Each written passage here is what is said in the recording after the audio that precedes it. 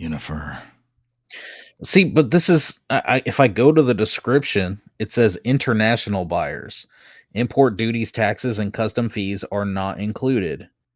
In the item price, these charges are buyer's responsibility. And then it goes right under that, U.S. buyers. Yeah, there's No got to be extra charges upon delivery. There's got to be a Seller will cost in there handle somewhere, tariffs right? and proper customs declarations.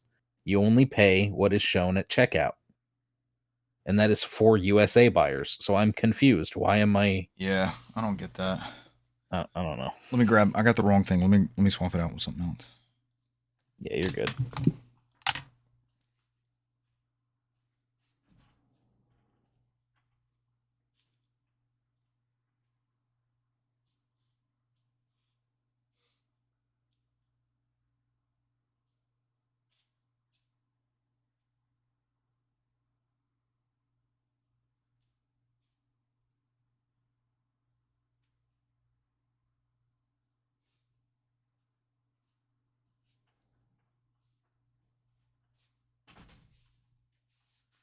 I couldn't find it. I hid it from myself. My own built-in import tariffs. My import fees.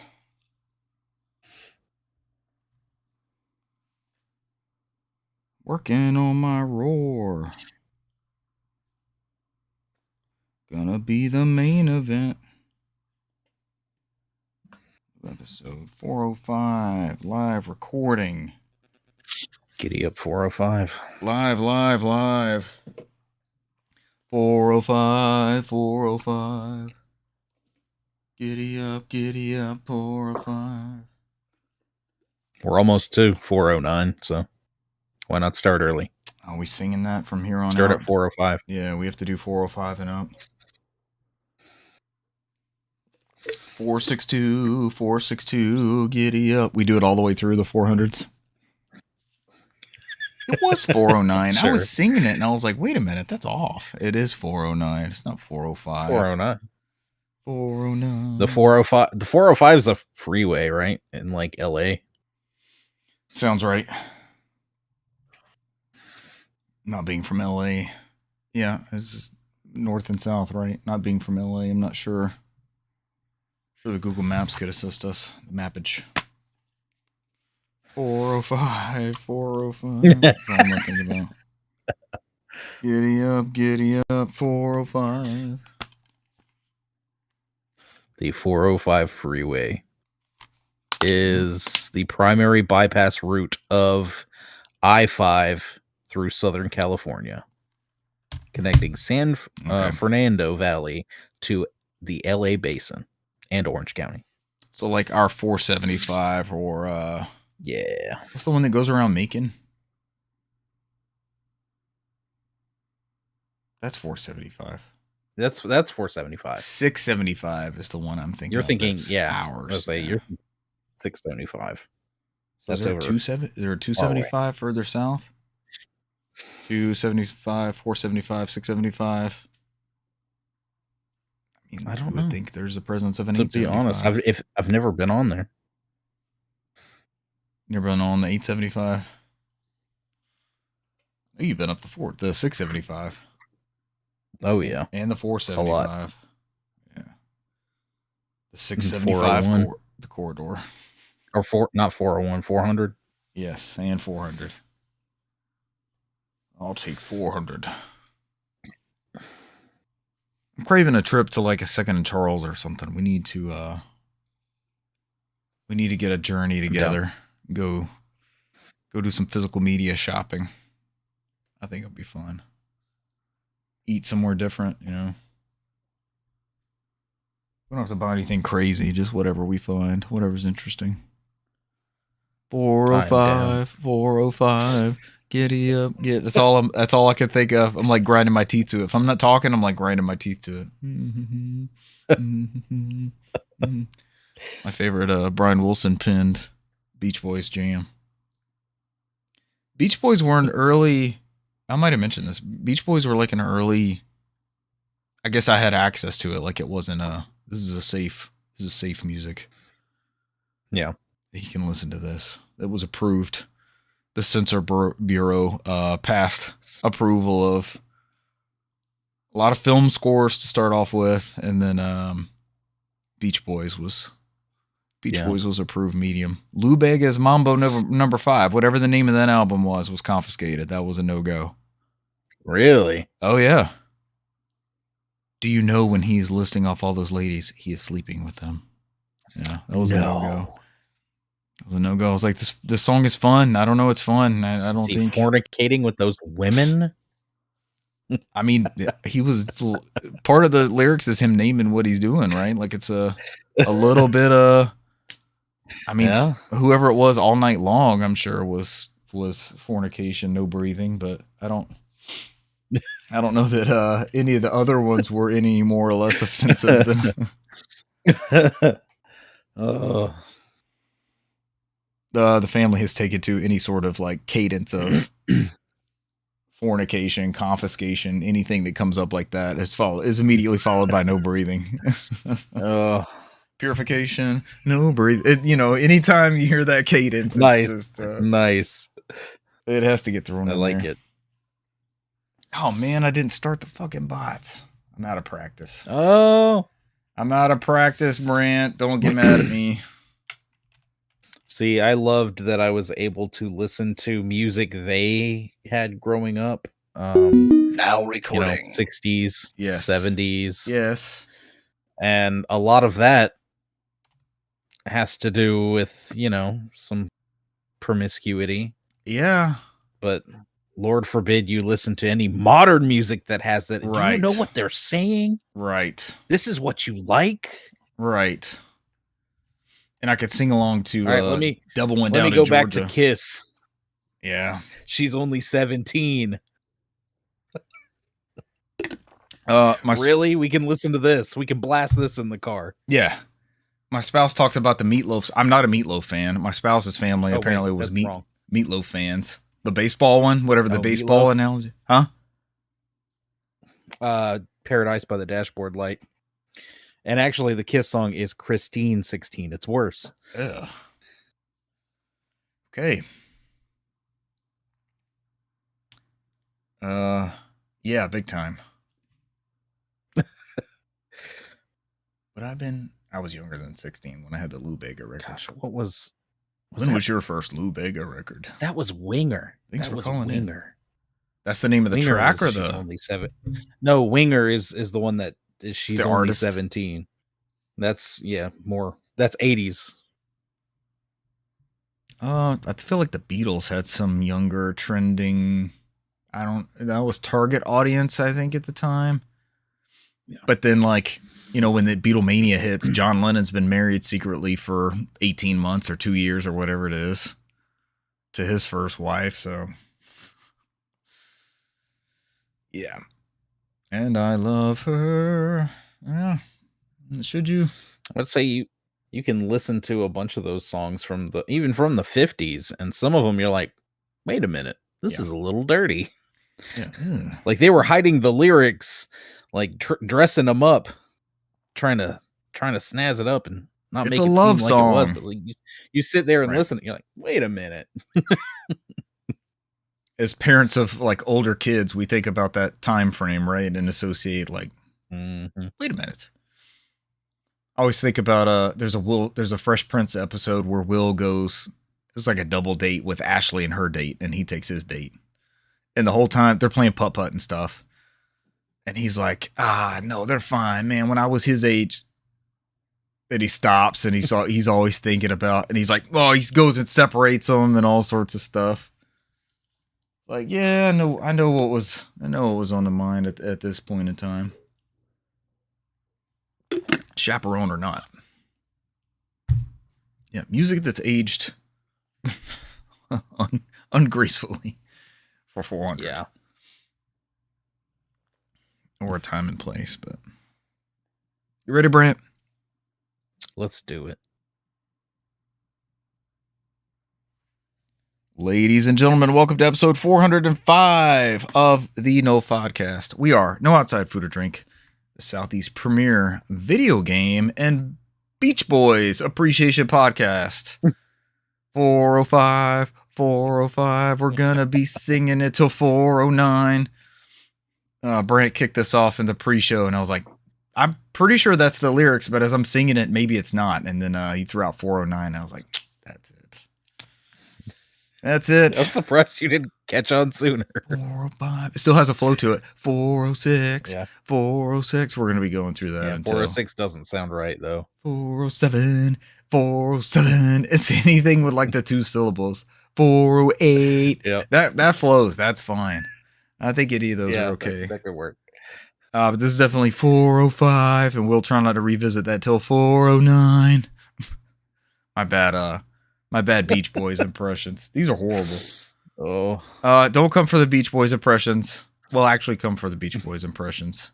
Stay for the video games. Stay for the video games. Stay for the actual video games. We are the Southeast premier video game podcast. We'll leave the Beach Boys content to the Beach Boy enthusiast groups out there, YouTube and Spotify and everywhere else. I'm sure there's a Beach Boys like Sirius XM channel. I feel like everything else has one. Probably. Ozzy's Boneyard. Lithium. One of the Lithium DJs is like, we have to play Nirvana on every 7s. It's in the name, so this is what we do. And I was like, is that true? And then I would like go to lunch listening to a Nirvana track and then come back from lunch listening to a Nirvana track. I'm like, maybe they're onto something here. Maybe he's right. Brant, we are going to talk video games. Believe it or not, we are a video game podcast. This week's news, new Nintendo Lego. I read logo at first and I was like, whoa, this is big news. Stop the press. New Nintendo Lego. I might actually need those readers the doctor told me about that I've been denying. Oh. As I close in on 40. You haven't been told this yet? No. No, and then I'm taking an eye exam, like from Men in Black, and I'm holding something close, and I'm like that's fine, and this is fine, and then there's no range that I don't have, you know, I don't have to take them off to read. Like I can read. This is an acceptable distance to read a thing or a book. I'm not doing this. Like those are the people you see, right? I'm not doing that. Yeah, like they're holding it way out. Yeah. Waving it around. I'm not quite to that point. If we've offended you with our ageism, we apologize profusely. We'll get back on the news track. Nintendo shutting down Mario Kart? ?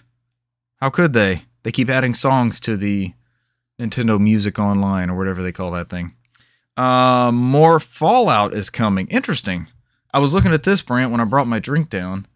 I've had this down here by my podcasting station. I have no clue where this came from. I just have this Fallout Boy coaster.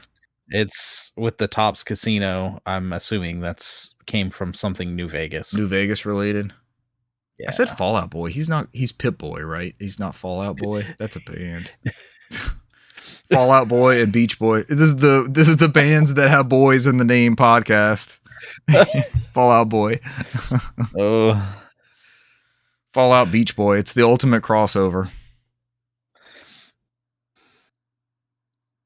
I'm sure there's some AI. I started thinking about it. I was like, I'm sure there's some AI mix-up of Fallout Beach Boy. Would you listen to a Fallout Boy Beach Boy record? The ultimate crossover? Oh, I don't know. But it's just Sounds cursed. It's just Lou Bega covers. They're just covering. Then it's Lou Bega. Mm-hmm. A little bit of Fallout Boy in my life. The rest of the news leads. July PlayStation Extra and Premium games have been announced, and Game Pass Wave 2 of the month. We know those games. You'll find out later this show. I'm one of your hosts, Richard Bergman, joined tonight by Newsmaster Brant McKee. Heyo, what's up? Brant, how are you? I'm doing well. Brant, the Odyssey movie is sweeping through the national zeitgeist through movie theaters. Have you gone to see the Odyssey yet? No, I haven't. I have not yet. You have interest in taking an Odyssey. Just came out. The other thing that's sweeping through the nation is the diarrhea lettuce. So, so speaking of which, I should probably mention as we start this recording, I may or may not have gambled and tested fate at lunch today. Not like only T-Bell. Not Taco Bell, the actual source of the diarrhea lettuce. My partner happened to point this out. When I came back from lunch, I got a Taylor Farms Caesar salad, and they're like, that's the diarrhea lettuce brand, right? And I was like, yeah. I think I remember that name. And I'm trying to tell myself, like, I think I'm good. It'll be fine. And I'm just gonna. Allegedly, it was a false positive, exactly.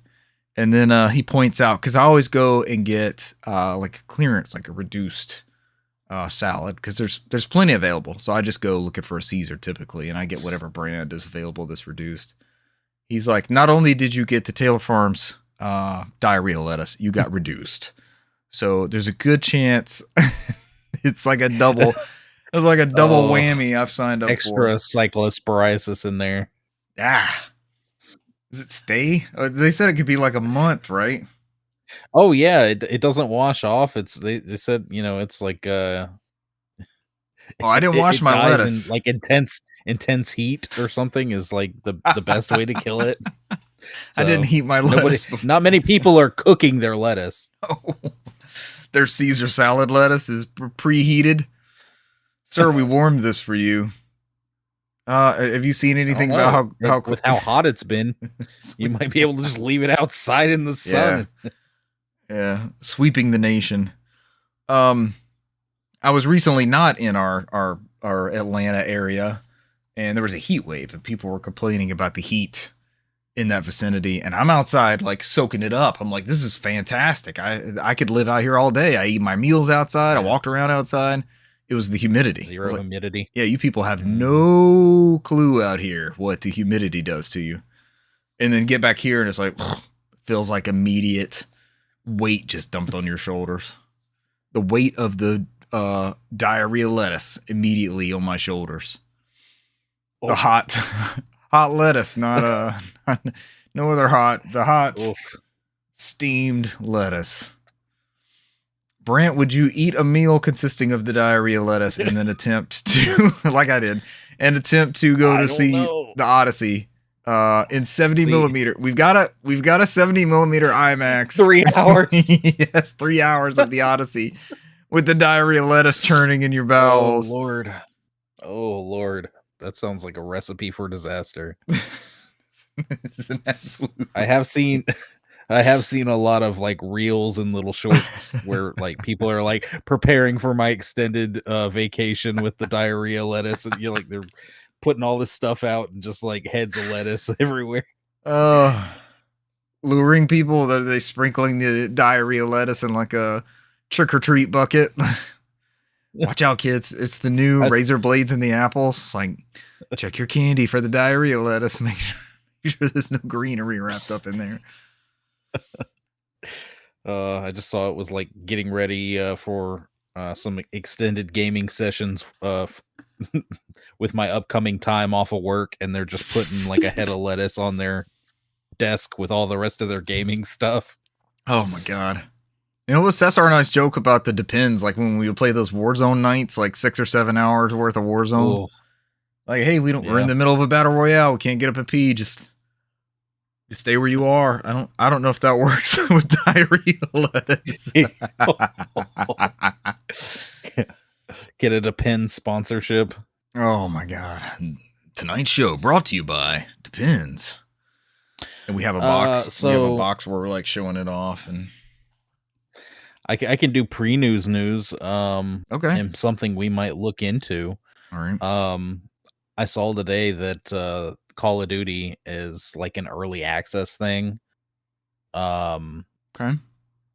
If you pre-order, and it's for the other platforms except for Switch, but they are also doing an open beta. I want to say it's later this month. Okay. I'm absolutely willing to try that on Switch. Let's put some support behind it. It's the first Nintendo Call of Duty since was it Ghost? Black Ops 2 and then Ghost. So that would definitely, people rave about the Switch 2 Pro controller. I haven't had that much experience with it. It just feels like a good controller, like not enough to rave about it. Oh, it's good. Yeah, So but that we need to compare it. Like, we have hundreds of hours in Call of Duty, right? Yeah. We could play. We would know how this feels. That Call of Duty Modern Warfare 4 open beta will be running from August 28th to September 1st. It's not far away. So, 5 weeks. Yeah. 28 And through that the will be 1st? That's just a on. weekend, right? Yeah, it'll be, I think, available on everything, including the Nintendo Switch 2. So Okay. it'll be interesting to see how that performs on the Switch. We could just That's about mainly kind of why I want to test it. we could just about, if we wanted to break this, because it's cross-play and all that stuff, right?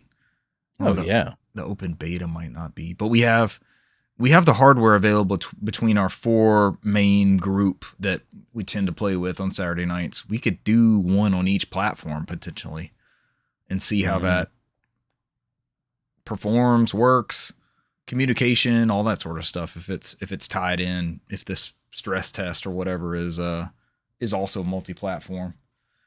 I wouldn't see why it wouldn't be, but there's things that you could, we're just not going to deal with that right now. We'll mess with that down the road and start having cross-platform and stuff. But the infrastructure's there, so. But we're not developers, so we'll see.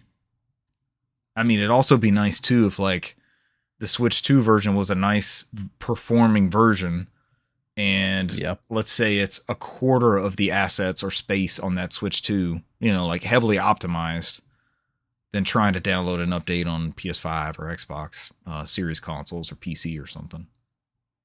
I said that thing is like 200 or 300 gigs. There's like, what's the? It ain't fitting on my. Yeah, you're right, because that system comes with 128 gigs of onboard storage on the Switch 2, and then you have to add to it. Okay. Yeah. Because the first one was 32.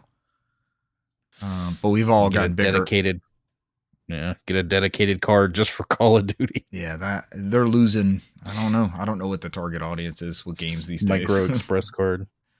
Yeah, the Micro Express that's gone up in price since launch.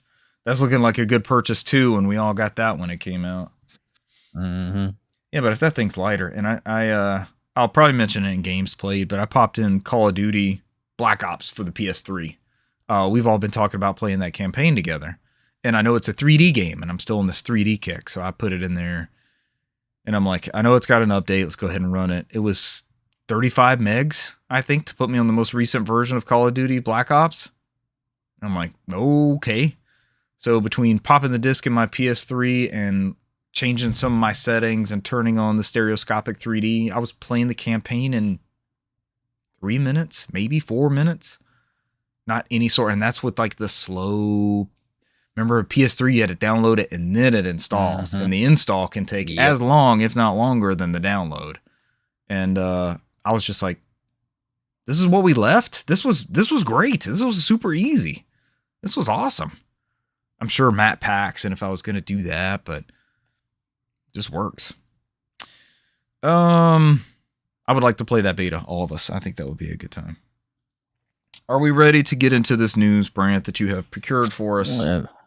You've scoured the internet. You've gotten out there. You've talked to the people. You've reached out to all your contacts. No stone has been left unturned by you in getting this news ready for us and our listeners for this mighty fine 405 episode of NOFODcast. This comes from Andy Robinson at VGC. Nintendo's next major Lego set, not logo, is a $200 Donkey Kong arcade machine. As pictured on the Lego Leak subreddit, there's a subreddit for everything, the Donkey Kong arcade Lego set will come with 1,367 pieces, just like Lou Bega sang about in the song, and is reportedly planned for release in August. The set recreates the look of the original Donkey Kong game. VGC notes that the 45th anniversary of Donkey Kong is in July, is now, which was 1981. So it's been 45 years since Donkey Kong. Ooh, 1981 is closer to the year of my birth, and 45 is a pretty high number. It just goes over a little bit more of the history of Donkey Kong and such. It's a really good looking set. Like, it looks like the arcade rendition of the first level of Donkey Kong, where you're climbing up those. Trying to get the hammer. Oh yeah.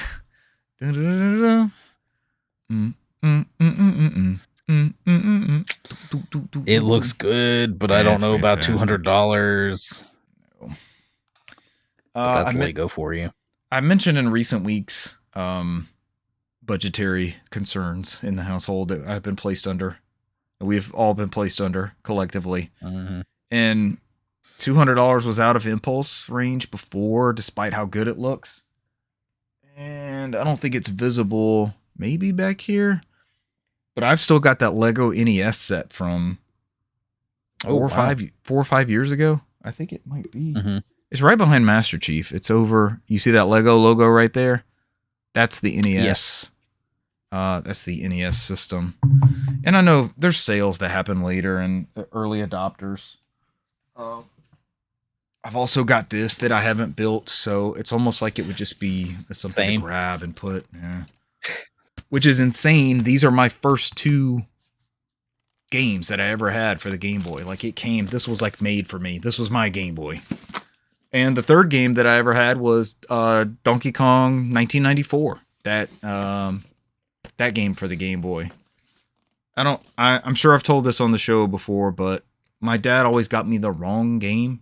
I wanted Super Mario Land 2, 6 golden coins. I didn't want that one. And I guess it was cheaper. And I wanted Donkey Kong Land, like the portable Donkey Kong Country, and I got Donkey Kong 94. And I was like, at the time, I'm like, this is not what I was after. This is not, but it's like, those are 6 golden coins is a classic. And I did end up with that one. Yeah. But those are both 2 incredible video games. Very formative. That's all I had for years, a couple of years. And Toy Story, legendarily. Toy Story for Game Boy was the one I circled in the wish book, the old JCPenney. Was it Sears with the wish book or JCPenney with their, I think theirs was just my grandmother called it the catalog. Yeah. Circle what you want in the catalog. Stores had a different, yeah. I remember getting several different catalogs. So you get a Toys R Us one, you get the Sears and Macy's, and my grandmother did huge books. Just massive and just stock full of stuff. And you would try to find like it would be some sort of like NFL hoodie, or they weren't hoodies then, they were sweatshirts. And it would be pictured like the top brands, and you would just try to imagine, like Falcons was an option. You would just try to imagine like, what does this Falcons one look like based off of looking at the Cowboys or the Miami Dolphins or something like that. And you wouldn't see everything pictured most of the time. Yeah. You'd see like 2 people like showing off whatever, they're wearing it back to back or whatever. Games were the same way. You'd see a Game Boy in the middle of the page, and then they'd have the hottest titles and maybe some like greatest hits types games and a couple accessories because they got a good markup on accessories. And I was about to say my grandmother didn't drive, so she lived out of those catalogs. Like that was how she ordered all of her stuff. If she needed something, that's what she ordered from.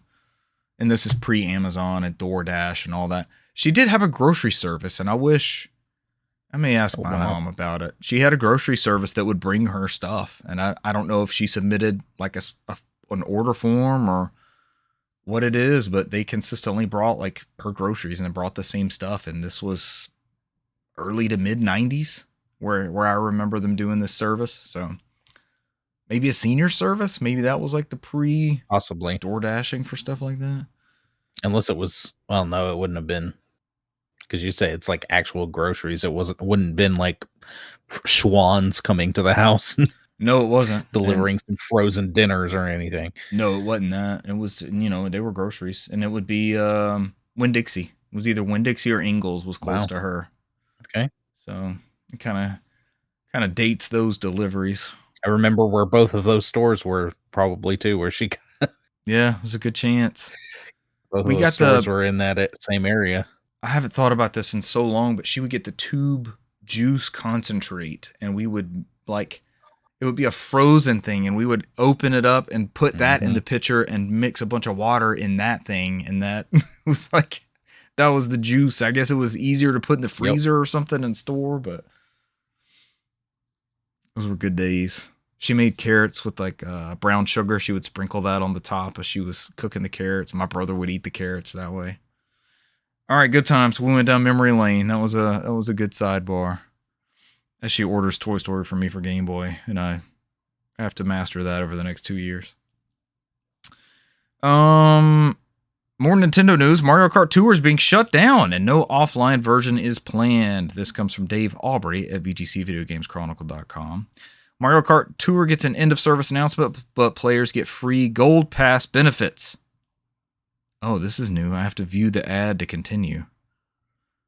All right, I got past it.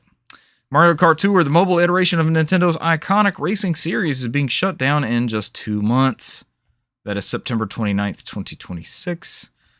Nintendo has a quote, "We sincerely thank blah, blah, blah. Thank you for playing, blah, blah, blah. If you are subscribed, auto renewals are disabled, and you'll keep your Gold Pass, blah, blah, blah. You'll keep Gold Pass from August 4th until the game is shut down. Unfortunately for dedicated Mario Kart Tour fans, there are no plans for an offline version to play after this service ends." Nintendo says, quote, "An offline version is not scheduled for release."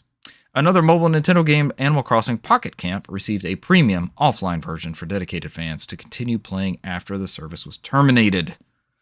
How about Mario Run? Is that still a thing? I haven't seen any news about I'm pretty sure Mario that Run got taken off several years ago. I supported that because that was like a new exciting mobile Nintendo venture, and I think I paid the $5 unlock or whatever you had to do to get all the levels on that one. Mario Kart Tour received new content for a little over 4 years before new editions were discontinued in 2023. Wow, they haven't had anything new in 3 years. Not including a surprise Sunshine Tour that was introduced to celebrate the release of Mario Kart World. So a year ago-ish, it got new content.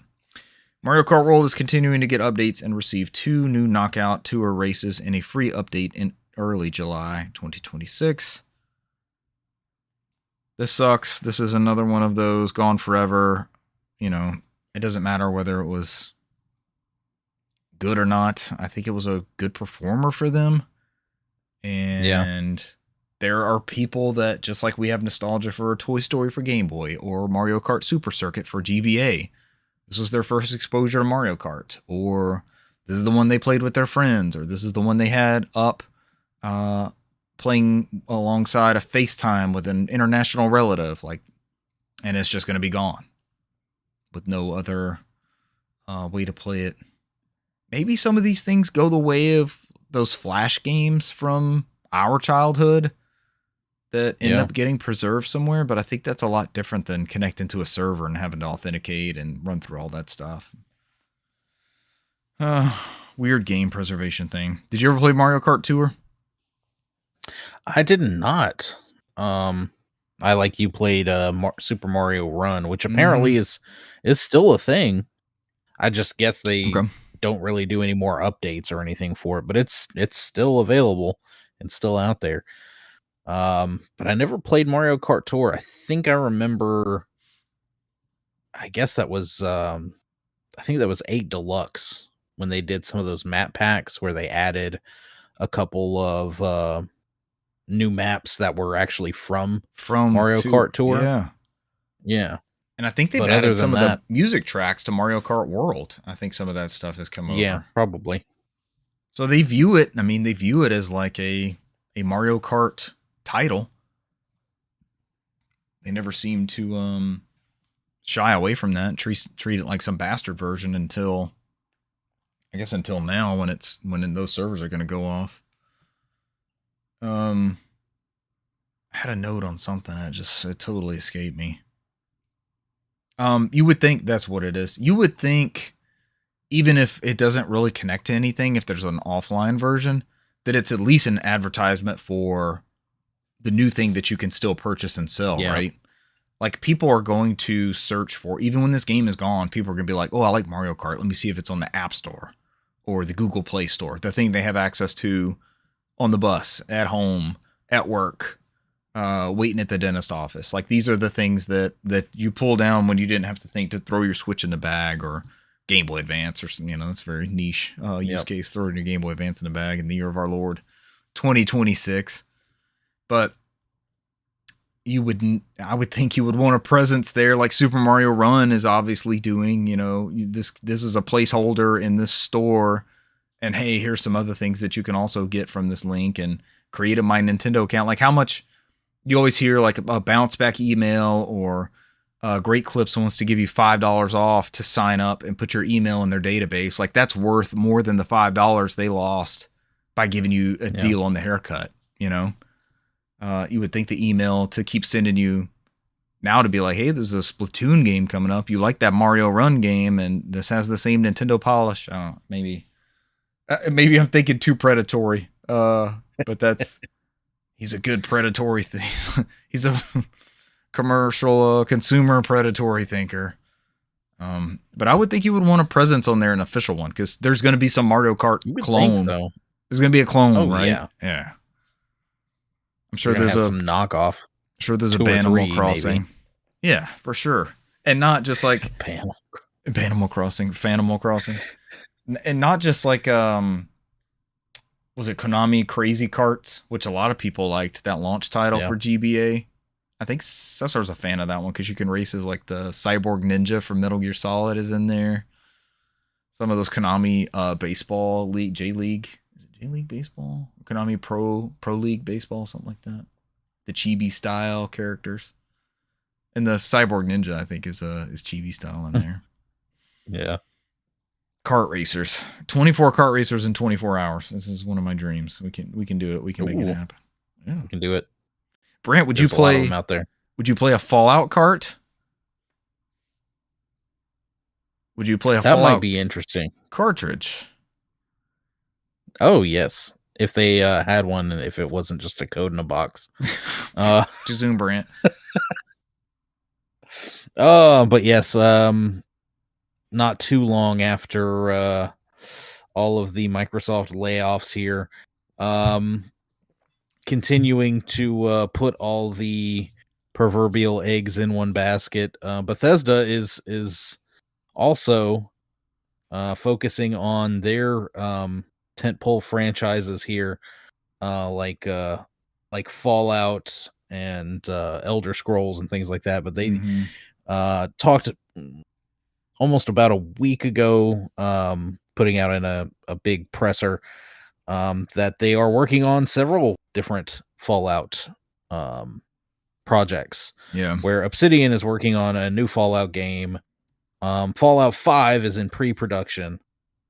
And several Fallout remasters are coming. So they've got plans for new expansions in, of course, Fallout 76. And that there will be both a Fallout 3 and Fallout New Vegas remasters that were previously already reported by places like VGC. Trying to see. I know a lot of people, including myself, would love to see a New Vegas remaster. Because along with 3's going back to both of those, it's not terrible. Yeah. But it is it could use a good touch up here and there. Right. Some polish. They were on that Gamebryo engine, and I think one of the big pieces of news from this is that Elder Scrolls 6 and Fallout 5 are going to be made on Creation Engine, so like a shared, very similar to what they did. You had Oblivion, and then Fallout 3 was Oblivion with guns. You remember that? The marketing? Or the undercurrent? Skyrim. Oh, yeah, and all of this. Yeah. Skyrim with guns. Skyrim with guns. And they were made off that same engine. And we had so many games come out in that. Again, like, is it an engine thing? Is it these development cycles? Are they cutting their teeth with these remasters? And isn't it interesting to you that this wasn't like a Microsoft Day announcement or a big YouTube thing? It was just a presser. Just, hey, here's the state. Yeah, like a status update from a work email almost. Like, oh, here's what's going on. It seems like after or during this 100-day reset that they've got going. Microsoft has come out and said that they are focusing on the Halos, the Gears, the Fallouts, and I guess as an attempt to bolster the Xbox brand and reassure people that new games in these franchises are coming. And at the same time, we know that they cut jobs at Doom Studio everywhere, id Tech, amongst many other places. Yeah. And I mean, it does note in this thing, of course, Obsidian, they worked on, Avowed and what was the other title? Outer Worlds. Did they do Grounded? Is that what I'm thinking of? Grounded is that Obsidian, or am I thinking of some other studio? And there's like in there Grounded. That might be Obsidian, actually. Yeah. Let me look that up. Fallout's good, and my spouse loves the Fallout games. Fallout 3 is her favorite game of all time. She loves it. And I think we were playing the PS3 version of New Vegas, so I'm not sure how long that playthrough lasted.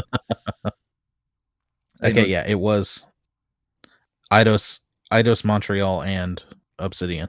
Oh, doing Grounded? And Grounded too. Yeah. I didn't know that was a cooperative venture.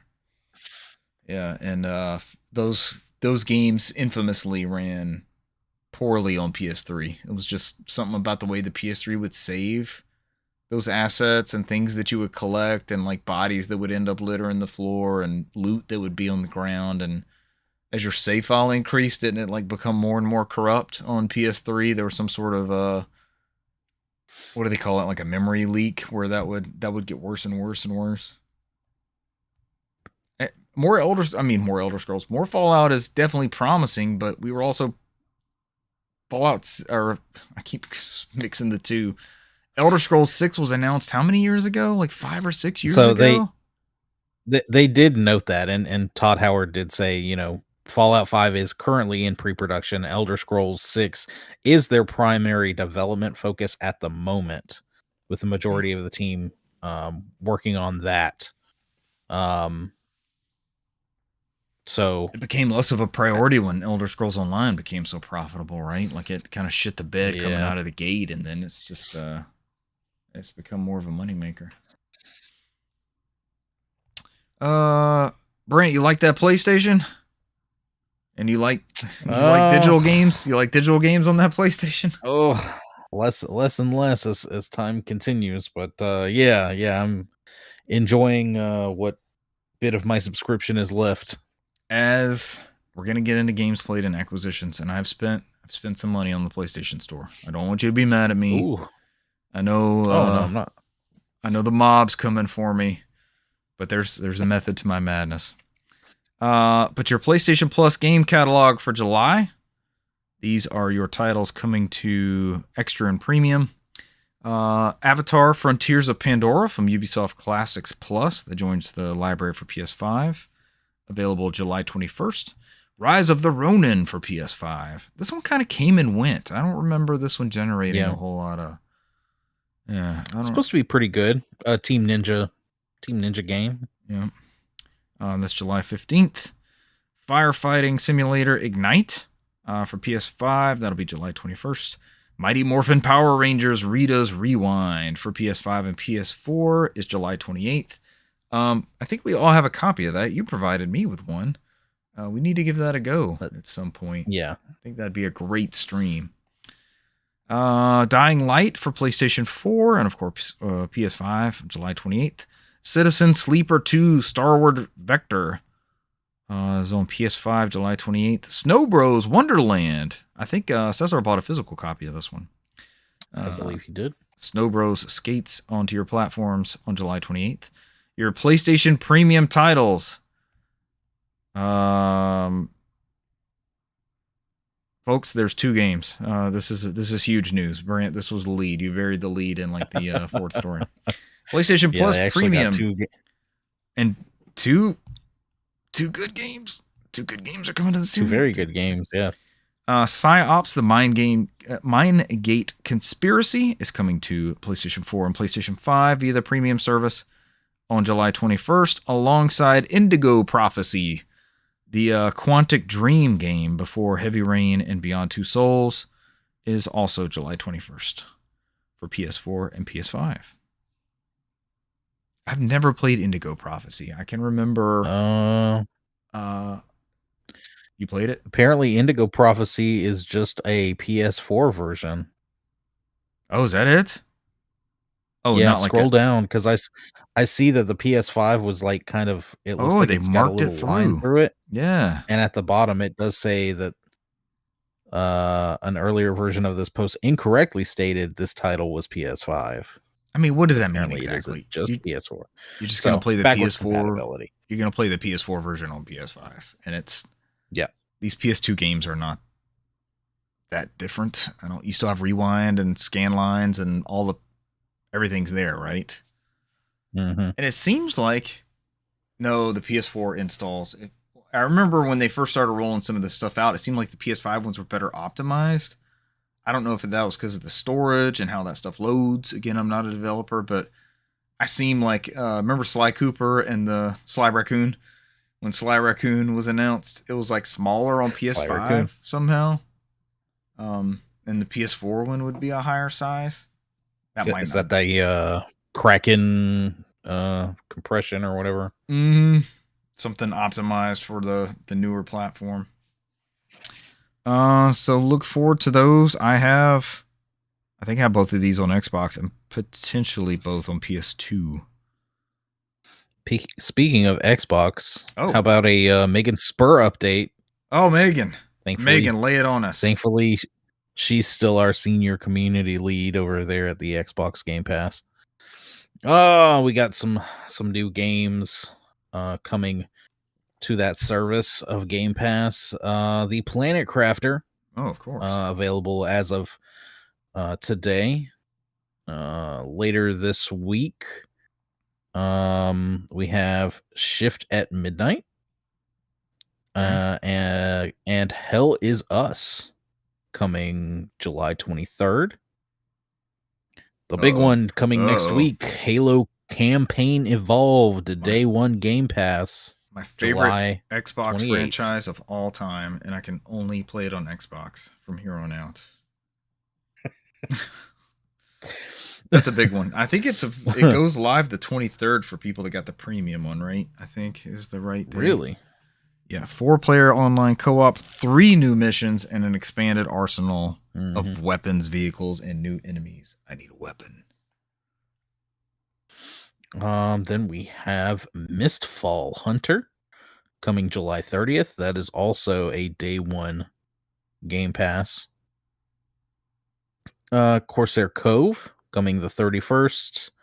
Heretic plus Hexen coming August 4th. Beast of Reincarnation, August 4th as well. That is a Day 1 Game Pass release. In case you missed it, Buckshot Roulette has been on the Game Pass service since July 8th, as well as Densha Attack, July 15th. This is the crazy kind of Jet Set Radio, but with trains looking game. It looks pretty good. Like a Hi-Fi Rush vibe, like cell shaded, arcadey, rhythmic. Yeah. And of course, last but not least, leaving July 31st. You can save on these before they leave, of course. If you want to pick these up, we have Back to the Dawn, Celeste, Crusader Kings 3, Mount and Blade 2, Bannerlord, My Friendly Neighborhood, Rain World, Sniper Elite Resistance. Resistance and game. Whisker Wood. A Resistance game there for you. Yeah, it's in the Resistance universe. You got to be a Sniper Elite. It was good. There were good sniper rifles in the Resistance games. Yes, there were. I enjoyed using those. All right, that's your Game Pass update. Is that our game? Is that all of our news? Is that our video game news for today, Brant? That is all of our news. We did it. You combed through the news. You hit the ground. You hit the streets. You talked to the people. The people have spoken. We've gotten their takes. And that is the video game news of the week. Great job, Brant. Good, excellent detective work. Games acquired and games played and games acquisitioned and games digitally pre-ordered. Friend of the show, site sponsor, Costco, where happiness is $1.50 with a hot dog and a Coke. Costco has deals on these PlayStation Network cards, and I think they got Switch ones and Fortnite and Longhorn. Like there's gift cards that you can get with deals. And maybe a month ago, $100 of PlayStation credit was $85. And I was kind of hemming and hawing back and forth, and we weren't fully in the budget thing. I've mentioned the budget thing a couple times. I'm actually enjoying trying to strategize and plan out some of these instead of being as impulsive as I was, purposeful. Cesar's mentioned it when we're playing. He's like, I actually got to think about, or in our thread, I actually got to think about some of these things that I'm wanting to get digitally versus physically. 5 or 6 years ago, a new Halo game is like a midnight launch and a disc and taking the next day off of work and all that sort of stuff. Now, it's not all playable off the disc. And it's actually on PlayStation for the first time, and I want to fill the needler with the DualSense. It's my favorite controller available right now. So, as sacrilegious as it sounds, I bought that PlayStation card at Costco, and I punched in my numbers. You get 4 $25 PlayStation Network cards. So, vote with your wallet, right? With all this digital stuff over physical. So I go and buy multiple digital PlayStation cards. So I give 2 each to my kids, and they're scratching off the codes in the back. Because I hate, when I get something like that, I hate reading the code and then trying to type it in back and forth. So I'm like, you know what? You guys scratch this code off and read the code to me, and I'll punch it in my phone. And they did a good job. It worked. And they read them off, and I put them in there. I digitally pre-ordered Halo Campaign Evolved for the PS5. So that is ready to go whenever they lift the embargo. I don't think you can download it yet. I asked to be notified or auto download when it goes live, so I guess it's just gonna do its thing in the background. So hopefully between the 4 of us, or we add Mark's night or somebody, we can stream some of that campaign next week. Is next week the right time? Yeah, it'll be next week. Yep. But I'm very much looking forward to that, and it doesn't pain me to buy the digital. I'm just gonna. That's the way I want to play it, and that's how I'm going to go. And I'll have that. And I remembered today, I've got PlayStation Premium. I can stream to that portal. I'll have my portal somewhere, and I can stream my digital license wherever I'm at and not need to do anything with it or connect to my PlayStation or anything. So I'm like, oh, that's actually pretty cool. A little hidden perk as I get forced into this all-digital future. Another one, and I've yet to buy this, so talking about this reminded me. Newegg's deal today is $115 worth of Xbox credit for $100. So I will be doing that. I got the go ahead on that for Gears of War. I know Gears of War is going to be a day one for me for campaign with friends, and so those are kind of those two and Ocarina of Time are kind of the ones that I've put out there as I want these things day one, and yeah. It's kind of nice to know, like, those are circled on the calendar, and that's what I'm after. But Richard, Halo is $50 on PlayStation, and you told us clearly you had $100 credit, so you still have about $50 left over. Brant, I dove deep into the PlayStation 3 digital store. What do you need from the digital store? What did you find? So I haven't spent a lot. I'm on this 3D kick. So I bought the Ratchet and Clank collection digitally a couple weeks ago. That was $20. I've got a sealed physical copy. You just got one. Are you going to talk about that? Am I doing some foreshadowing? Mm-hmm. Okay. I didn't want to get I've got a second copy for certain titles, but I didn't want to do that with that one. And when you download it digitally, it actually breaks out into the 3 different SKUs. So you can just play Ratchet and Clank, Going Commando, or Up Your Arsenal. I actually played some Ratchet and Clank in 3D. And it's a lot of fun. It looks really, really good. There's some technical drawbacks, like it's trying to render twice. I think it plays at half the frame rate, or it doesn't quite hit what the normal ones are after. But I stayed on the 3D kick. I'll segue to that before I do digital purchases. Uncharted 3, I've always seen listed as like the premier 3D title for PS3. It's fucking amazing. It looks so good. It looks so good in 3D. It's crazy. One of my kids came down and they don't have the glasses on, right? And I'm sitting in front of the TV with the glasses. And they're like, okay, this guy has like 4 heads and like 6 eyeballs. I know you must be watching in 3D because it's, you know, it's got all the different people parsed out.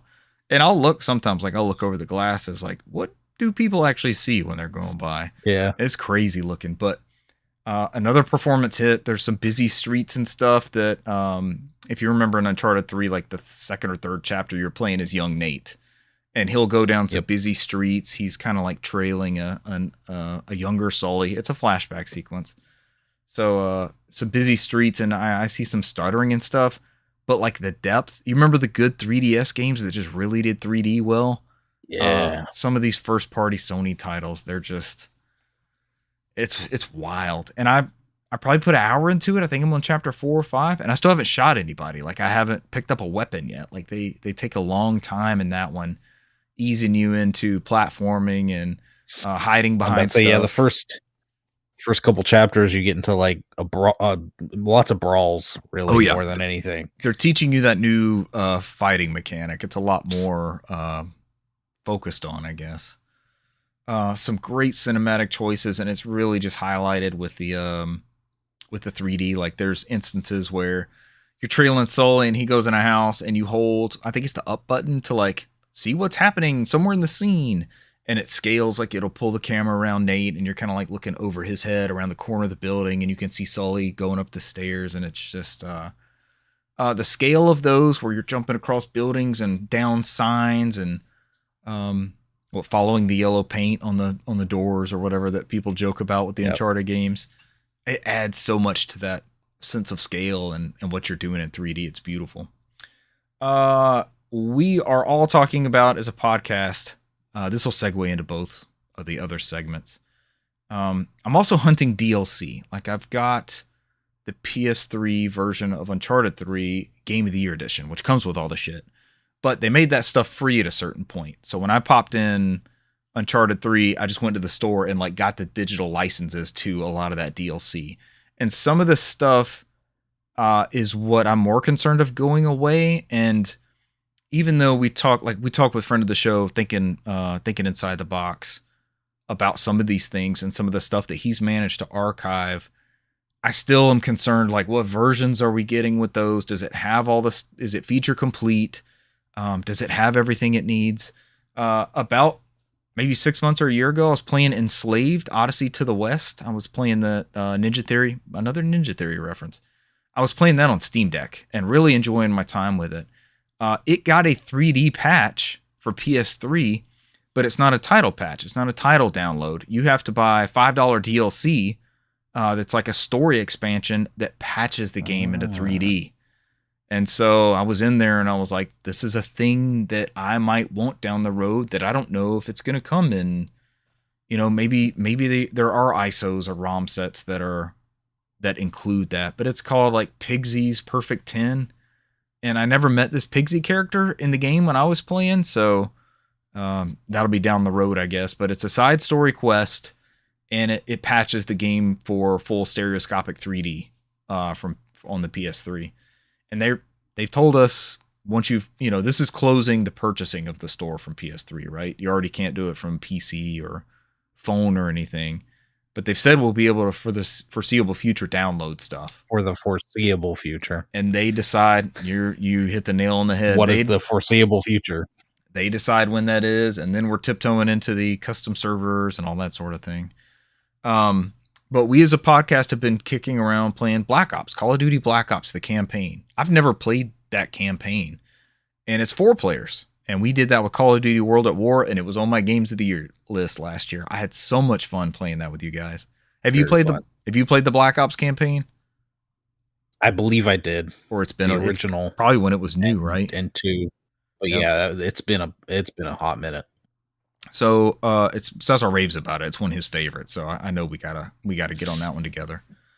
So I'll pop in Black Ops. It's got a, what I say, 35 meg. It's 35 or 53 or something. I keep reversing those numbers. It's a double-digit megabyte patch. And then, like, it's not advertised. I don't have one nearby. A lot of the PS3 games will say 3D on the front, and I've gone through these lists for years. I've got one of the PlayStation, like, 24-inch 3D. I love 3D stuff. It still hits for me. And I never see this one mentioned, but it is full. You can go into the menu options and change the 3D level. You can change how strong the stereoscopic 3D is and stuff. And I started the campaign, and it's 3D, and it's beautiful. It looks awesome.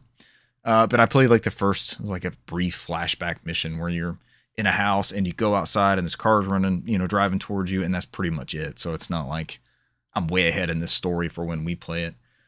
Brant, do you remember shooters on PS3? They use L1 and R1 instead of, like, there's no triggers back there. Yeah. On that kick, I popped in Arkham Asylum to see if that would do anything. There's a 3D version of that, but it's not true 3D stereoscopic. It's the blue and red glasses, because they sold a SKU that you can play in 3D on a regular TV. You don't need a special. So that cuts out the barrier of needing a special 3D TV for that. Hot Shots Golf Out of Bounds. You can get the complete edition. This is the whole digital SKU and all the DLC for $15 on PS3. And I had that in my cart, and I'm like, I'll just pull the trigger. I love Hot Shots. It's up to 4 players, split screen. Like, we can all have fun with that in the future. And it's got Kratos as a costume and all that. And then I read that the 3D is, again, unadvertised, but it's a patch. It's an update. So I popped the disc in, and there's no update. Like, you hit triangle and go to check for update. There was nothing there. And maybe I did this when I popped it in years ago on this PlayStation. This has been my primary PS3 for... I traded a broken-ish PS3 fat for this Slim. So I've had it for probably... Oh, God, I guess it's 12 or 13 years now. Oh, God, it's maybe longer than that, because it's older than the PS4, right? Yeah. But it's got a new hard drive in it, so I've installed some stuff since then. And so I boot the game up, and I've got my glasses on, and I wait for it to do something, and I've got a 3D button on my remote, and if it doesn't, like, prompt for the content, like, it tells you, like, Black Ops was like, hey, you got a 3D TV, and I got a special splash screen about they have, like, a health disclaimer, not as bad as the Virtual Boy, not like pausing your game, but it's telling you, like, hey, if you have sensitivity to this, take off the glasses, don't look at the screen for a little while, that sort of thing. Like, Black Ops did that. There's nothing in Hot Shots, but when I hit that button and turn my glasses on, it's like a button on the top. There I was. I'm in full stereoscopic 3D for that. Okay. I guess that, I don't know if I already had that patch on there or it's on that version of the disc. I can dive into Reddit, but I was just I was appeased, like, all right, that's on there. I'm fine with that. I do not have a physical copy of Ratchet and Clank. I'm going to get these backwards.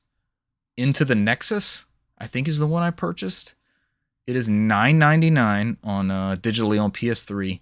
The kicker with the digital one is it comes with a copy of Ratchet and Clank Quest for Booty, which was a digital only release here. So buying that one $10 SKU gets you both of them.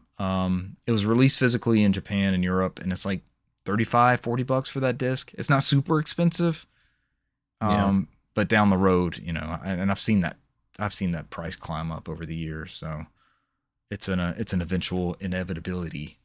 But right now, I was perfectly fine with getting that renting that digital license for $10.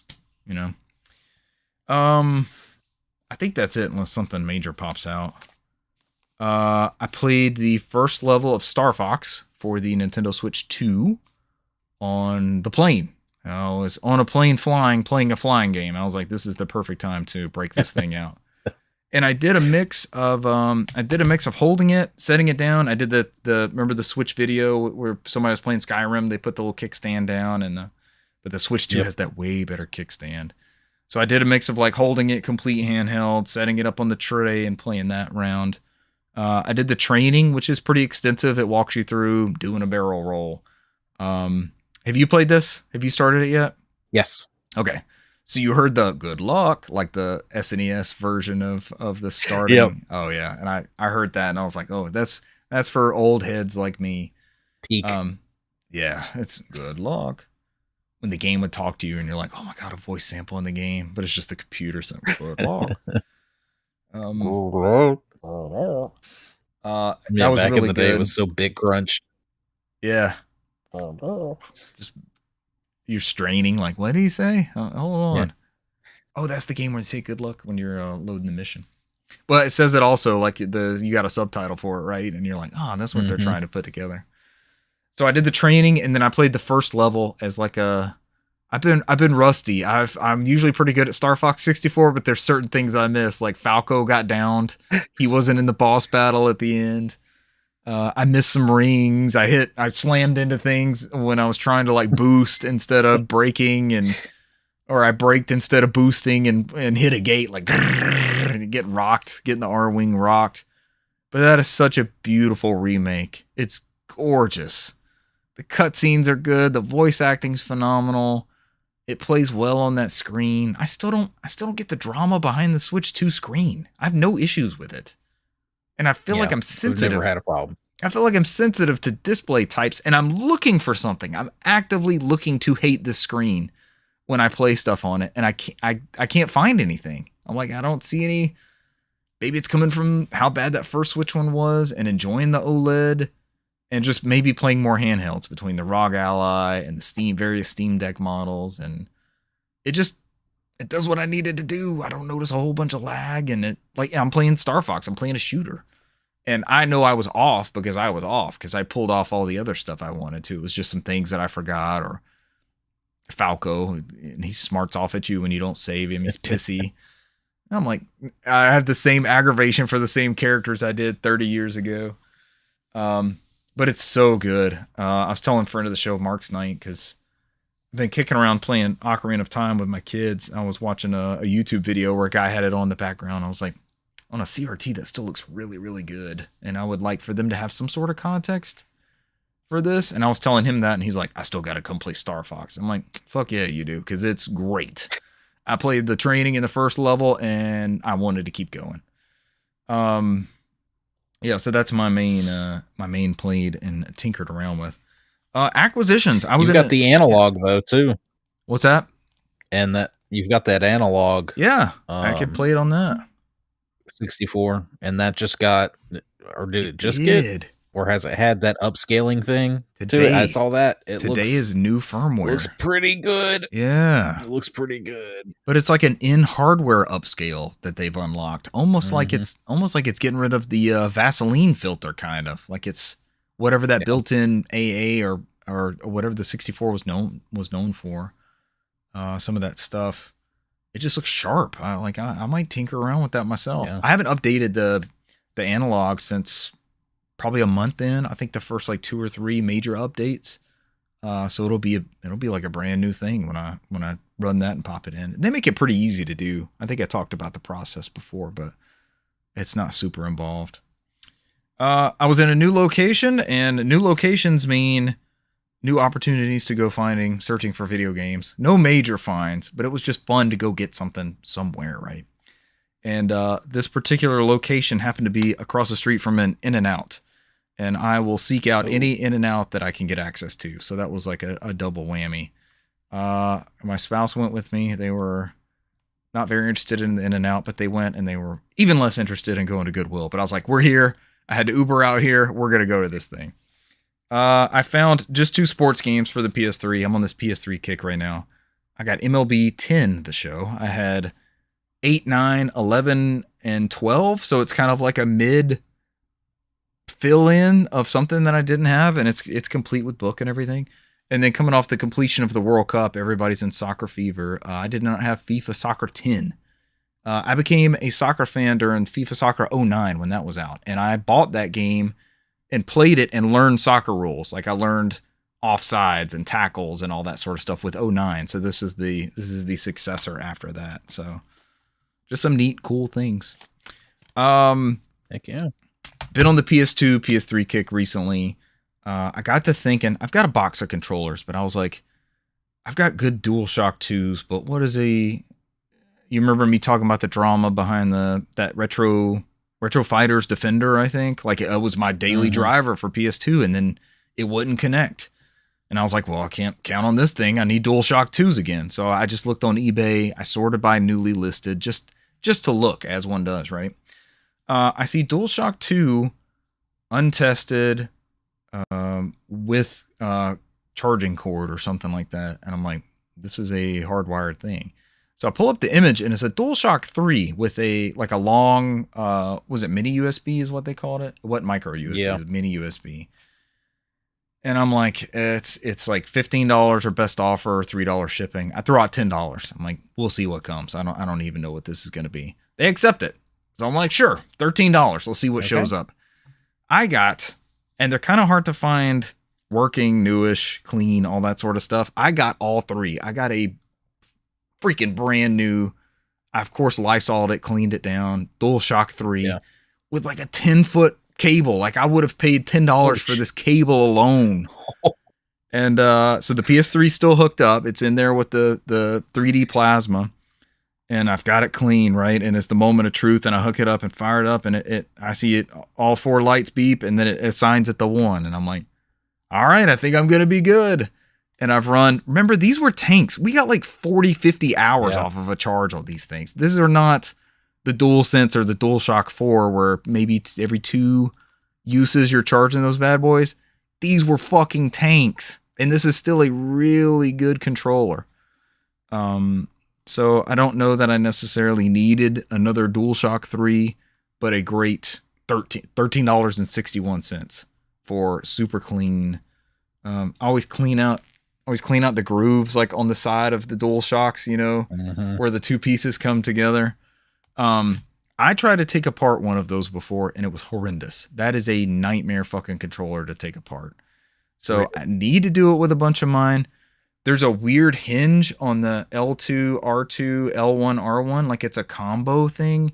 And there's a certain way you have to put that spring in there. And it is a bitch. And I messed one up.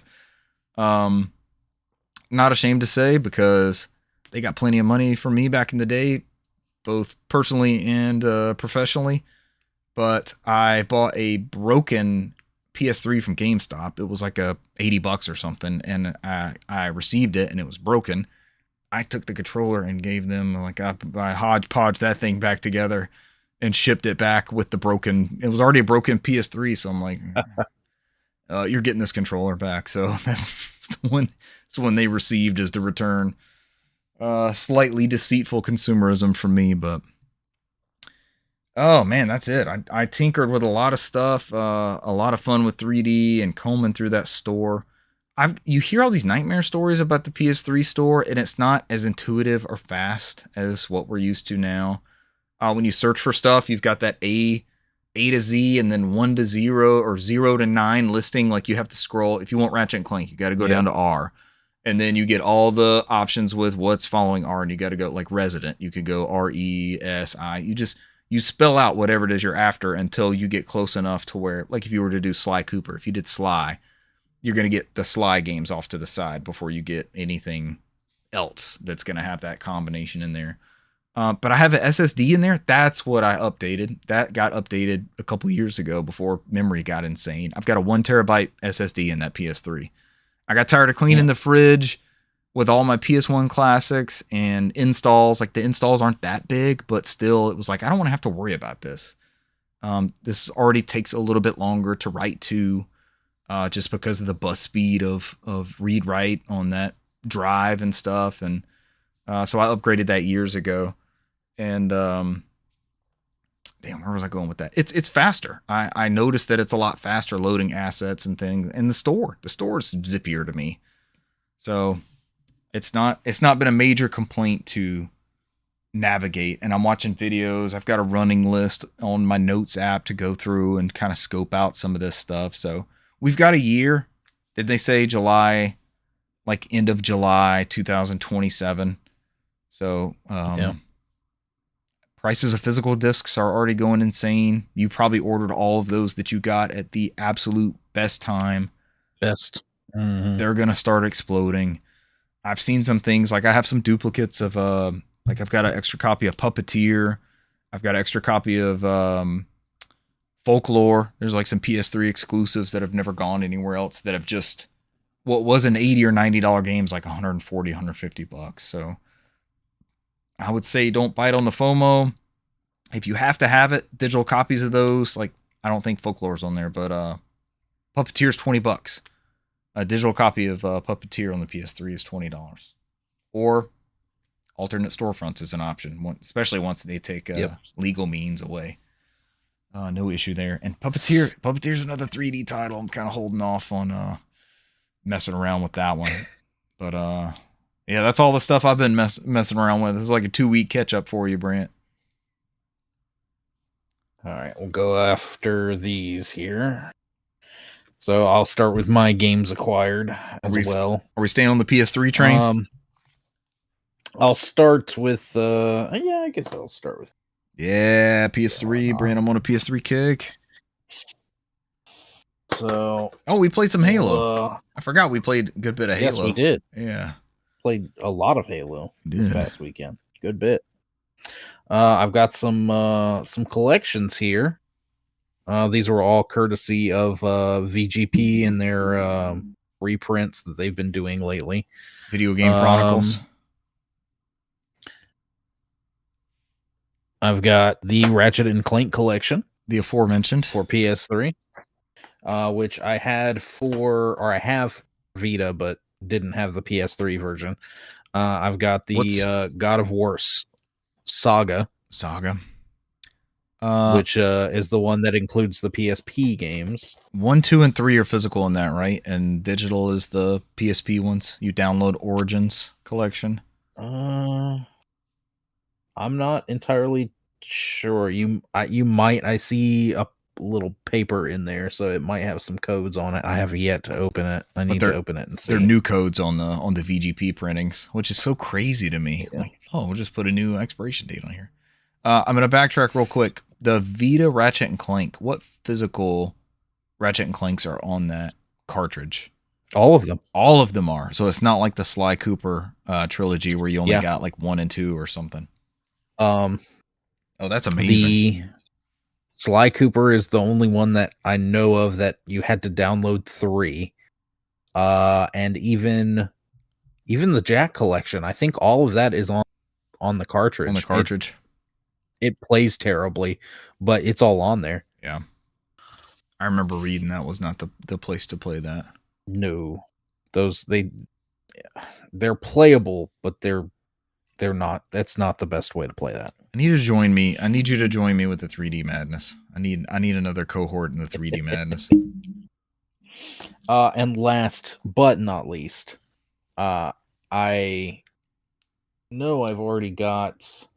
Yeah, I'm looking at my copy of Infamous 2 on the shelf. Mm-hmm. Famously, the disc that got stuck in the PS3 when it yellow lit for me. Infamously, Yellow Light of Death. Previous episode title. But I got the Infamous collection because I had excellent. The original Infamous. I did not have a hard copy of this anymore. It was one of those I traded in later because it was one of the titles that was offered to us after that 21-day outage. Yeah. And I was like, oh yeah, I'll just get there was the other ones that they offered to us. I wasn't super interested in. I was like, oh, I'll just get this digital copy of Infamous and then I'll just trade in my physical copy. That's fine. So, but I wanted to have an actual physical copy. You're not wrong with that mindset. And it comes with both games and also comes with the DLC, the Festival of Blood. So, have you played that DLC? I know it's like a full-fledged amount of content. I think when it came out, I bought it and played it. Vampire. This was content. Yeah, it was. It's pretty good though. Um, this was another title that I know I had at some point, and I guess I traded it in towards something else. Going toward PS4 now, rebuying Killzone Shadowfall Yeah. since we've been talking about PS2 and all this. I'm like, okay, well, if we eventually do start playing Killzone, and I'm like, want to have the other one. Yep. I have the most modern Killzone. Is that one still pretty Before they. inexpensive on the used market? Oh yeah, Also, full circle, is that the game that Shuhei loaned to Adam Boyes in that video? Here's how to loan a it was. PS4 game to a friend. Here's how to share a PS4 game. Thanks. Oh boy. In my last two here, I have one more reprint from VGP. This is a game that has since been delisted, so this is the only way to get this title. Cruise and Blast. Yeah. For the Nintendo Switch. It's a lot of fun. I've picked that one up. That's a good game. About to say, I've heard it's a very good arcade racer. It's fantastic. A lot of fun. So I was like, yeah, let's go for it. While I can still get it at a decent price, because apparently the when you don't get it as a reprint from VGP, it's fairly expensive. I think mine came from Best Buy years ago. Oh yeah, and I remember seeing it for like $20 for the longest time, and I was like, "Yeah, I'll get it eventually. I'll get it eventually." And that's what I got it at. Yeah. Find it. And then keeping with supporting physical, this came out physically last week for the Switch 2. I got Mouse PI or higher. Looks good. Full on cartridge.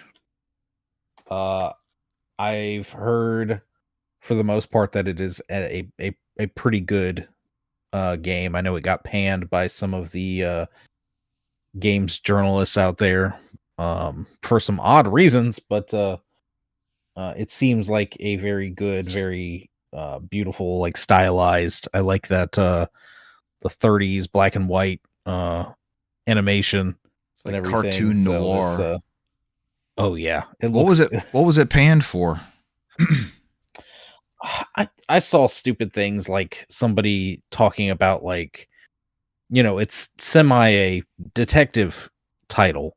Yeah. And they're like, "Oh, it's not serious enough." I'm like, "Oh, I'm sorry, the cartoon mouse game isn't serious enough for you." Like, yeah. it's a cartoony game, and there were certain people that mostly like streamers and stuff like that did say, like, I don't understand that the hate that this game is getting, because overall it's actually a really good game. Is it perfect? No.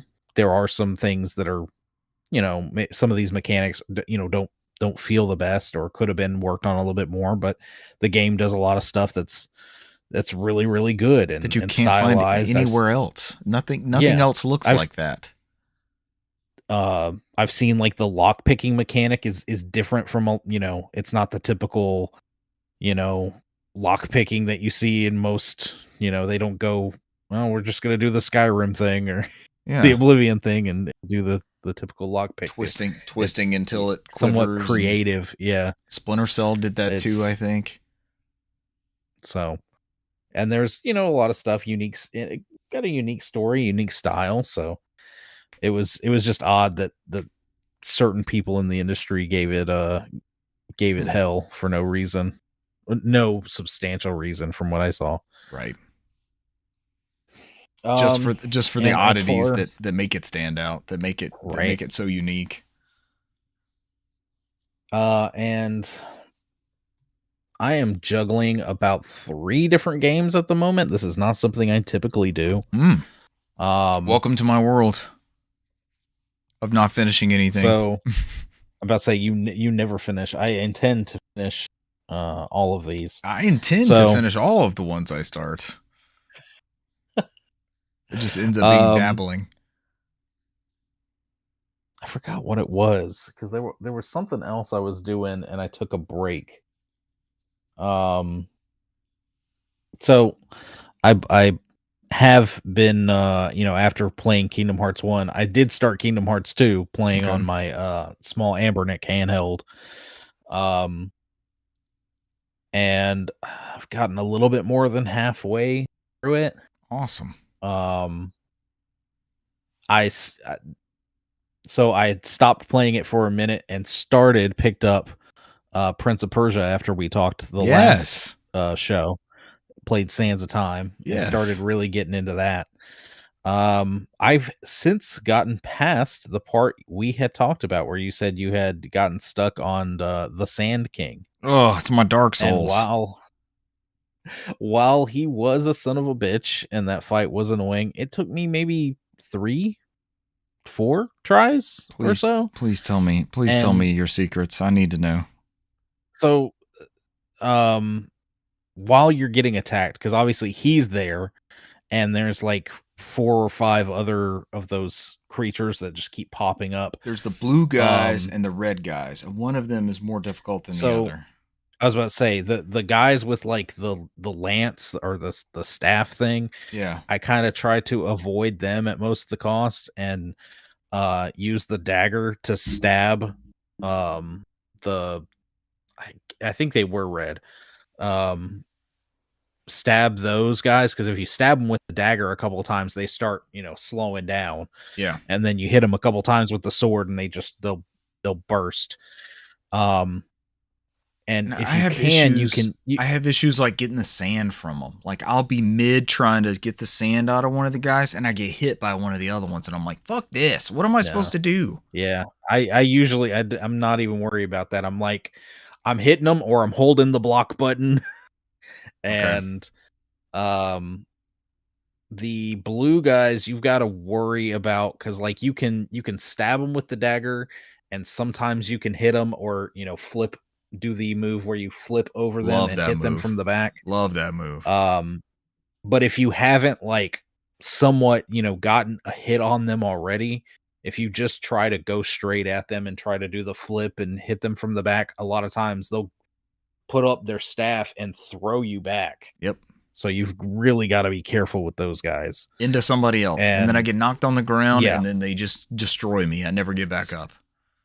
And I'm so using the most I sand to could, rewind where I fucked up, and then I run out of yeah, sand. the most I could, I just kept walking back and forth in that spot. So, she's shooting them, but you Farah's also got to worry helping about you, her. and she has a health But bar.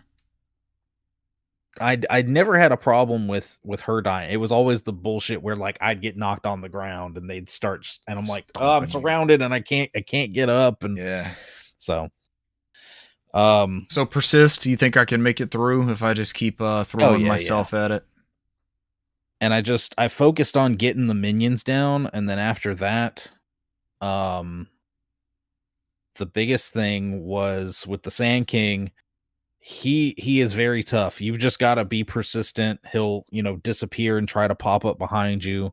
He does a move where he sweeps your leg and knocks you on the ground. You just got to keep holding block and wait for your time to where you can get back up and fight him. At the very opposite end of the room from where you come in, there's like a little half circle of Uh huh. water, and if I needed to, I would literally just run away from, like, led him all the way to the other side of the room. It was just him, Yeah. and we fought over there, and if I needed to, if he, started getting my health down, I would just start running away from him and go over there and take a couple drinks of water and immediately turn back to him, You can and heal mid that battle like was that. yeah. You just run up to the water and hold the button and you'll drink. Where's the water? I think the It's at the other end. It's at the other end of that because it's a pretty long room that you're in. yeah. But yeah, if you look at the other end of the room, because she's right here, Here like the by right the below these little staircase. stairs. Yeah. But at the other end of the room, there's like this tiny little half circle, and it's surrounded by windows, and there's like a tiny little, almost like moat in that room with some water, and you literally just run into the water and drink it real quick. He chases you by that point. You don't have to worry about her getting killed by him. No, he's usually focusing on you, yeah. And you've literally, I had to sit there and like watch a video and see how somebody deal, and it's literally they just kept attacking him, and he's blocking and blocking and blocking, and eventually you'll get a hit in, or you'll flip behind him and get a hit in, and then or you've got to kind of like back up from him, and he'll try and do that whole disappear and try and reappear beside you or behind you, yeah, and try to hit you, and you kind of, when he swings, just back up and then go to hit him a couple times, and you've got to know there was water in there. Yep, because I saw that little area down there. What the hell is it? And I ran all the way down there one time, and I saw, I'm like, oh, it is water. I've never looked around because I was so worried about her getting killed. Because one of my RNG battles, I think I did it 5 or 6 times. One of my RNG battles, they just focused on her. They hammered her, and like she had this much left before I died. Like that bow, like her bow is her health meter. Yeah, and that thing was almost on empty, and I hadn't even whittled those guys. I killed like maybe 4 or 5 of the blue and red guys. I didn't know there was water down there. Shit. There's water. Did you need it against the minions? No. So get good, beat the minions, and then kite the Sand King down to the water and keep a distance between you and the water, and that's doable.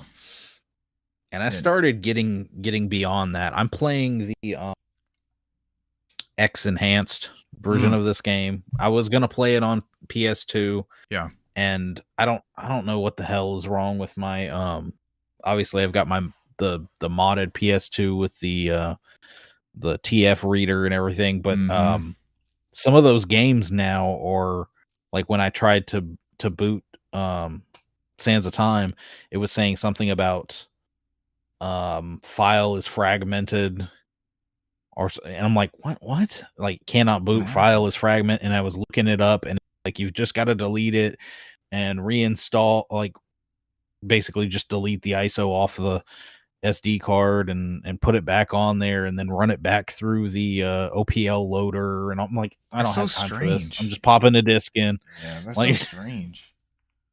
Yeah, played on I don't think there's a bad version of this at all. Like, there's strengths and weaknesses to the PS2 one, the GameCube one, the Xbox one, like all had different, like, this is when we got different stuff. They were slightly different, but there wasn't a bad version of it.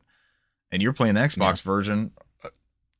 Developers never had intended for it to be run through this type of hardware.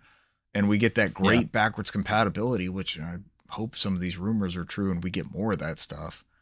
I popped in Black Flag when we were talking about it after playing last weekend, and just installed the 360 version of Black Flag. There's a new resynced one. There's the Xbox One version, but here I am popping the 360 one in, and it installs, and it looks good. And I'm like, this works. And that thrill, and like we were talking about when we were playing, like we bought so many 360 games during that era of like, on a Tuesday, you'd get a drop of like 6 new games. It's like, do I have these? If not, they're like $3 on eBay. Let's go ahead and grab some of these. And that was so much fun, like driving that discovery and adoption and just trying something new that we might not have tried before. I'm glad you're liking Sands of Time, man. I loved every second of it until this battle that I met. I'm like, this sucks. Just get me past this. So the other thing is, the other game I've been playing is, like you said, Assassin's Creed Resynced came out. It was one of those things where the week it was coming out, I was like, oh yeah, I need to go ahead and maybe get this. And I sent it to you because I went and looked on Amazon, and the picture at the very bottom on the case, it says in this little gray box, internet connection is required to install the game. I'm like, okay, so basically I'm buying a coaster. Like that's what this, I'm like, I'm not doing this again. Yeah. For a game that is single player, there's no reason why I should have to connect to the internet to install Not a live and service. play this game. Not a seasonal content release. Oh, but sir, it is, because they've Ubisoft it. How did it get Ubisofted? Everything I've heard, and we've talked about, I've sent you a content creator, a streamer before, and she makes some fun content, but I saw some of the stuff from her, some crazy glitches and things happening in Resynced, but she was showing off that, like, at its core, it's just Black Flag, and it looks really good, and it still plays great, the story's great. But Ubisoft has literally, there's a part where, like, you click and it's the Animus, and it's literally a damn battle pass. What? And how? Sea shanties? So, and I mean, no, it's all like cosmetic stuff, and you can buy sea shanties, like, different costumes and cosmetics for, like, the cat or the monkey that you can get on your ship, and this, that, and the other. And there's different weapons, new edition, and there's like legendary weapons and things you can get. But there are certain weapons that literally, she showed this part, and it said to see the details for this item, boot up Assassin's Creed Shadows. So you literally have to stop playing Resynced to boot up Shadows in order to, like, for whatever, it to call out to the server and show that you have both, and then go back and for it to tell you what this item does or whatever. She showed, and I get it. I'm like, okay. I saw people leaving when the game came out. People were leaving negative reviews because of the live service, the microtransactions. Anyway, it was the big thing, was the microtransactions. I'm like, okay, but you don't have to buy it. You don't have to buy it. You can complete the game still without buying a single microtransaction. So I was like, I get it. It's annoying, but I don't see being super upset about it, until I saw that the certain creator that I'm talking about showed you could get what was coined as, like, Ezio's sword. And this particular item that you can pay for in the store, that has not one but two different Ubisoft currencies, because of course you can use Ubisoft bucks, or you can pay whatever in real dollars. Is the sword has an ability to perfect parry unblockable attacks. And I'm like, okay, so that's basically, you're buying, like, cheat codes. Like, this is ridiculous. Why? The ultimate unlockable weapon. So, I know Cesar, we talked to Cesar. He said he'd bought it. He was playing it and liking it. Yeah. I just recently ran through the game last year, but seeing everything, I'm like, that game, it's a really good game, man. I'm starting to get that Assassin's Creed itch. So I booted up the version I already had for the Switch, which was the Assassin's Creed Rebel Collection, and I started Assassin's Creed Rogue, because Rogue is a game I've not played at all. Never played Rogue? Skipped Rogue, and after Rogue, the Assassin's Creed fatigue continued, and we had the oddities and glitches that were Unity, and all, where you just had, like, the floating eyes and teeth. Oh yeah, crazy looking images. So after that, I hadn't played a Assassin's Creed in a long time. So I was like, hey, you know what? Some of those are 3D, like on their own PS3 and 360, they're 3D. But I was like, yeah, if I'm gonna play one, I guess I'm gonna dip into one that I have not played, and thus kill some backlog while still scratching that Assassin's Creed itch. Yeah. So I Rogue was I booted after up Black Flag? Yes. Okay. And story I mean, it was the game that came out directly afterward. Story wise, it takes place afterward.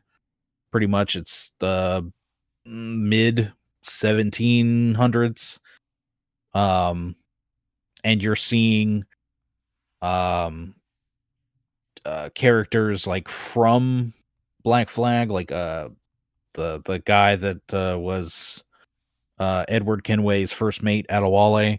Mm-hmm. He's I've already seen him. He's a little bit older now, and he's um there with everybody else in the order. Um, the guy who's the mentor to Connor in 3, Achilles. He's kind of like the main, I guess, master over here. And they're talking about the 13 colonies and all. I'm still fairly early into that. I just started it. Okay. And so far it seems like more Black Flag. I That's mean, what you wanted. very Yeah. early, very early on, you get a ship and immediately just start sailing. Immediately the sea shanties start up. And then you get into a little bit of naval combat. The kind of newer mechanic they put in there was like there's these icebergs out there in the Atlantic, and you can shoot an iceberg and it shatters and it kind of causes like a ripple, a mini wave, and that can affect like smaller boats and vessels that are out there, so it'll damage those. And other than that, I mean, it combat wise, it plays just like Black Flag as well. So, yeah, I'm gonna continue to play that. Is it a shorter one? Is that like when they started releasing the? Because this is about the time Assassin's Creed fatigue was setting in with this engine specifically. Yeah. We had like annual releases at this point. That's very cool that it's a direct sequel to 4 like that. That's exactly what you were after. You were on this marathon, what, about a year ago? 6 months ago? Yep, and I did the same thing I did the first time, except I skipped one and I played, what was it, 2 Brotherhood Revelations, then 3. Although I did play Assassin's Creed Liberty for the first time, and that was a good game. Yep. And then Black Flag, and then after Black Flag, something else either happened or came out, and stopped at Rogue again. So it's time. I was about to look up and see. And you're playing that exactly on the Rebel Collection on Switch. Assassin's Creed Rogue. Oh, let's see, playtime. Mixed or average reviews, according to Metacritic. Metacritic of low 70s. I think it was just fatigue at that point. It says it takes about 10 to 12 hours. Okay. Is that what the other ones seem like? 20 probably. It says 20 to 25 hours if you really get into it, and or about 35 if you're trying to like 100%. You're trying to do it all. Let me see. Let's compare that to Black Flag. It is the last Assassin's Creed game to be developed for PS3 and 360. Yep. It says Assassin's Creed Black Flag takes about 23 hours to beat the main story. So it is, I mean, that's about half the runtime of Assassin's Creed Black Flag, because it was saying about 10 to 12. So, hey, I'm fine if it gets me a nice fix, knocks it off my backlog. Yeah. Win-win. Complete the game, and then I can go into Unity and the kit later if I want to. So got those over here, and then Origins is up here as well. And I'm not really too keen on trying Odyssey or Valhalla, since those were extremely live service. Yeah. RPG element heavy focused. too. Very RPG heavy. Mm-hmm.